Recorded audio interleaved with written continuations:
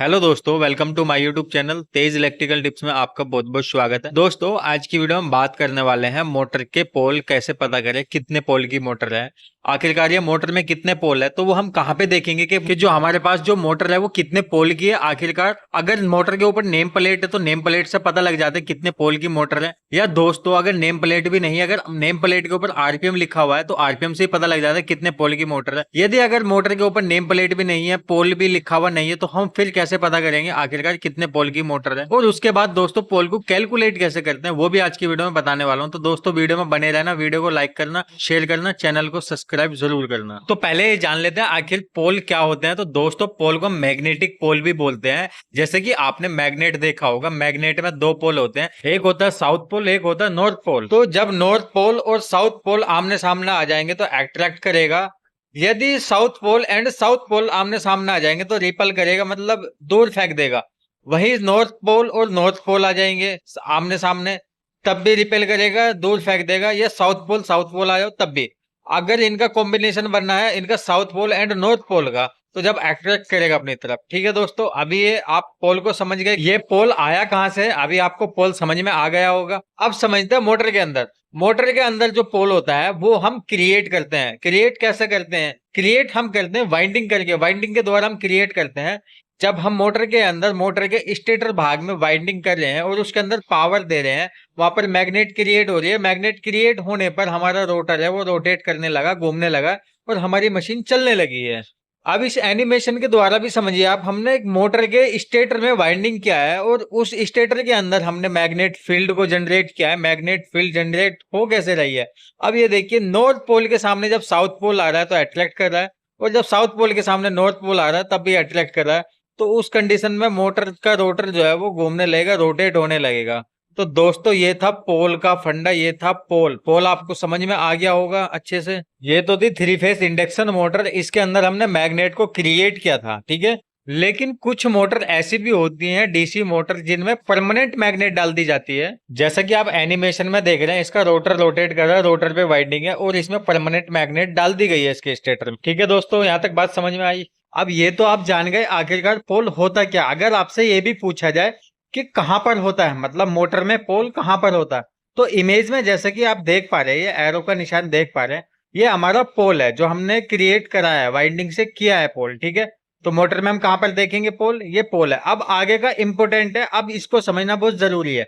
तो अगर हमारे मोटर के ऊपर नेम प्लेट नहीं है, नेम प्लेट को पहले चेक कीजिए। आपको मैं नेम प्लेट दिखा रहा हूं, किसी नेम प्लेट पर आरपीएम भी लिखा होता है और पोल भी लिखा होता है, और किसी नेम प्लेट पर पोल नहीं लिखा होता, ओनली आरपीएम लिखा होता है। ठीक है, अब सिचुएशन को समझो। अगर यदि किसी मोटर की नेम प्लेट पर सिर्फ आरपीएम लिखा, पोल नहीं लिखा, तो वो हम कैसे निकाल पाएंगे, कैसे कैलकुलेट कर पाएंगे? ठीक है ना। अगर दोस्तों किसी भी मोटर पे, कोई हमारे पास पुरानी मोटर है, उसकी नेम प्लेट नहीं है और वहां पे उसका पोल हमको मालूम करना और आरपीएम मालूम करना, दोनों चीज कैसे मालूम करना, तो वो अब आप देख सकते हैं कैसे देखेंगे। ठीक है ना, अब मैं उसको बताने वाला हूं, इसलिए मैंने इंपोर्टेंट बताया, ये आपको जानना बहुत जरूरी है। तो अब ये देख लेते हैं, जो हमारे पास मोटर की नेम प्लेट है उस पर ओनली आरपीएम और पोल लिखा हुआ है। आरपीएम और पोल तो हमें पता लग गए, 4 पोल की, जैसे कि आप स्क्रीन पर देख पा रहे हैं 4 पोल की मोटर है। ठीक है ना, अगर यदि ये पोल नहीं लिखा हो, आरपीएम लिखा हो, तो हम वो कैसे काउंट कर पाएंगे उसको समझो। तो दोस्तों, हमको जो इसका फॉर्मूला ऐड करना पड़ेगा, मैं फॉर्मूला पुट करना पड़ेगा इसमें,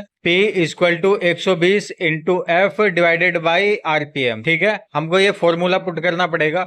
अब 120 क्या है, मैं वो भी आपको बताने वाला हूँ। पहले इसको, एक ये फिक्स वैल्यू है, अभी आपको बताऊंगा, पहले फॉर्मूले को समझ लो। तो 120 इंटू एफ मतलब फ्रीक्वेंसी हमको रखनी है। फ्रीक्वेंसी हमारी इंडिया की 50 हर्ट्ज होती है। आरपीएम हमको लेना, अगर आरपीएम हमारे पास कितने की आरपीएम की मोटर है, क्योंकि हमने जो मोटर की नेम प्लेट पे देखा वहां पोल नहीं थे, आरपीएम थे, तो हम आरपीएम से पोल निकाल रहे हैं, किस तरीके से निकाल रहे हैं। ठीक है ना, तो हमने ये फॉर्मूला लगाया, तो आरपीएम हम कितने कर लेते हैं? 3000 आरपीएम कर लेते हैं। तो दोस्तों, जब हम 120 को 50 से मल्टीप्लाई करेंगे तो 6000 हो गए, 6000 भागे आरपीएम 3000, तो दोस्तों 2 पोल की मोटर निकली। तो अगर हमारे पास 3000 आरपीएम की मोटर है तो उसके कितने पोल है? 2 पोल है। तो यहाँ पर आप एक बात समझ गए होगे, एक बात का आइडिया लगाया होगा आपने।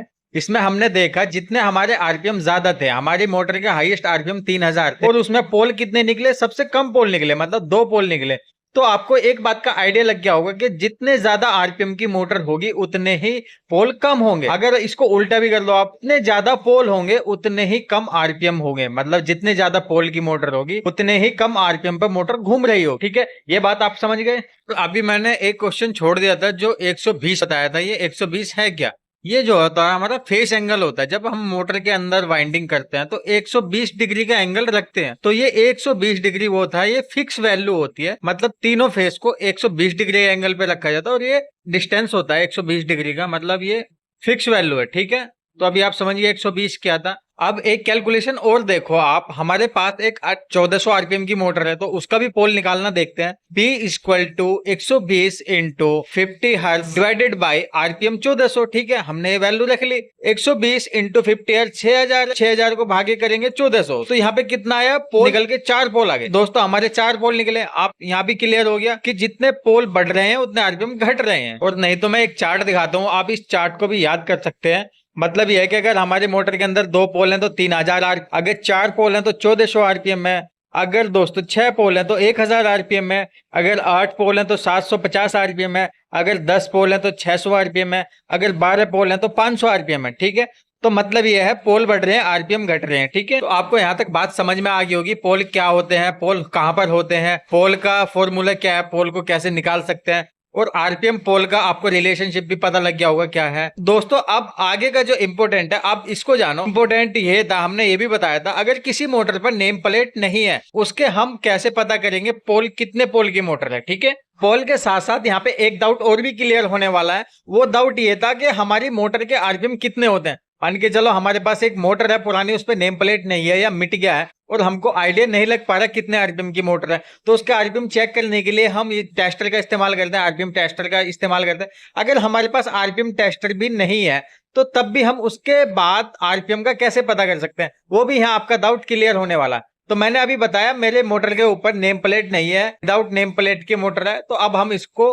आरपीएम भी हमको पता करना और पोल भी पता करना। तो हमको क्या करना पड़ेगा, मोटर को ओपन कर लेंगे, मोटर को आगे पीछे से उसका कवर खोल के उसका रोटर बाहर निकाल लेंगे। अब बचा हमारा स्टेटर। स्टेटर वही है जिसके ऊपर हमने वाइंडिंग करी हुई है। तो दोस्तों स्टेटर में अब हमको 2 चीजें और जाननी है। वो 2 चीजें, एक तो स्लॉट और एक पिच। अब आखिरकार ये स्लॉट और पिच कहाँ से आ गया, तो पहले स्लॉट और पिच को भी समझ लो। स्लॉट क्या होता है? तो दोस्तों जो स्लॉट होते हैं ना मोटर के अंदर, जो स्टेटर के अंदर आप ये गड्ढे गड्ढे देख रहे हो ना, लाइन खींची हुई है गड्ढे गड्ढे, ये हमारे स्लॉट होते हैं। ठीक है, आपने स्लॉट का नाम भी सुना होगा। यदि आप इंडस्ट्री में है या किसी वाइंडर के पास गए होगा, आपने स्लॉट का नाम जरूर सुना होगा। आखिरकार स्लॉट होते क्या है? ठीक है, तो ये जो गड्ढे गड्ढे देख पा रहे हैं आप, ये स्लॉट होते हैं। और अब आती है पिच की बात। पिच क्या होता है? तो दोस्तों पिच वो होता है जो हम अपनी वाइंडिंग का एक ग्राउंड बनाते हैं और उस वाइंडिंग को स्लॉट के अंदर डालते हैं। तो मैंने अपनी वाइंडिंग को ऐसे गोल गोल घुमा के अपने राउंड रख लिए हैं। तो मैं अभी 2-4 पे आपको एग्जांपल देता हूँ तो पिच को समझाने के लिए। ठीक है, तो हमने अपनी वाइंडिंग के गोल गोल ऐसे घुमाए हैं, एक रोल बनाई है। अब इस रोल को मेरे को डालना है मोटर के स्लॉट में। मैंने पहले स्लॉट में डाला, मतलब जो वाइंडिंग का एक सिरा है, एक भाग है, वो एक स्लॉट के अंदर डाल दिया। और जो वाइंडिंग का दूसरा भाग है, दूसरा भाग डाल रहा हूं मैं 9 नंबर स्लॉट में। मतलब मैं इसको काउंट कैसे करूंगा, जो मैंने पहले स्लॉट में डाला उसके बाद मैं काउंट शुरू करूंगा, उसके बाद काउंटिंग शुरू करूंगा। पहले को मैं छोड़ दूंगा जिसमें मैंने वाइंडिंग को डाला, पहले को छोड़ दिया। उसके बाद दूसरा, तीसरा, चौथा, पांचवा, छठा, सातवां, आठवां, तो 9वें स्लॉट में मैंने उस वाइंडिंग को निकाला। 9वां का जो दूसरा सिरा है वो 9वें स्लॉट में डाला। तो अब हम इसको क्या कहेंगे, इसको पिच बोलेंगे। तो क्या पिच बोलेंगे? 9 पिच की बोलेंगे। ठीक है, तो स्लॉट कितने थे हमारे पास, हमने स्लॉट गिने। मैं एक बार स्लॉट गिन लेता हूं। मेरी मोटर की जो स्लॉट है वो 36 स्लॉट है। ठीक है, मैंने काउंट कर लिया। अब जो मैंने इसमें पिच डाला है, पिच कितना हुआ? 9 पिच हुआ। ऐसे ही हम दोनों पिच पर अपनी वाइंडिंग को डालते चले जाते हैं। ठीक है, तो इसको पिच बोलते हैं। अब मेरे पास जो मोटर हुई वो कितने स्लॉट की? 36 स्लॉट की। पिच कितने थे? 9 पिच थे।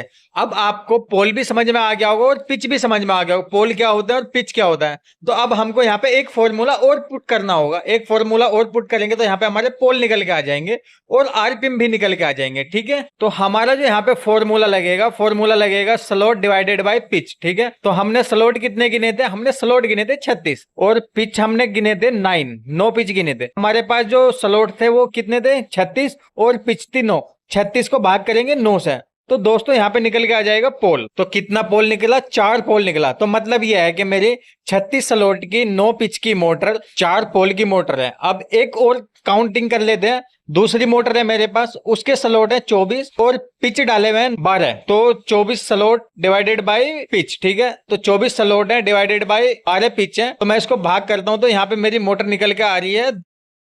तो दोस्तों यहां तक आपको बात समझ में आई होगी, पोल क्या है, पिच क्या है। और अब यहाँ पे जो पोल निकल के आए, अब हमको इसका आरपीएम कैसे निकालना था। तो हमने अभी आपको बताया था 2 पोल की मोटर में 3000 आरपीएम होते हैं और 4 पोल की मोटर में 1500 आरपीएम होते हैं, 6 पोल की मोटर में 1000 आरपीएम होते हैं, 8 पोल की मोटर में 750 आरपीएम होते हैं, 10 पोल की मोटर में 600 आरपीएम होते हैं और 12 पोल की मोटर में 500 आरपीएम होते हैं। आप इस तरीके से काउंट करके अपना कर सकते हैं। तो दोस्तों आपको ये सब डाउट क्लियर हुए होंगे। अगर कोई इसके प्रति आपको कोई डाउट रह गया तो मेरे को कमेंट करके बता सकते हैं, मैं उसको क्लियर करने की कोशिश करूंगा। तो दोस्तों वीडियो को लाइक करना, शेयर करना, चैनल को सब्सक्राइब जरूर करना और इस वीडियो को यहीं एंड करते हैं। धन्यवाद।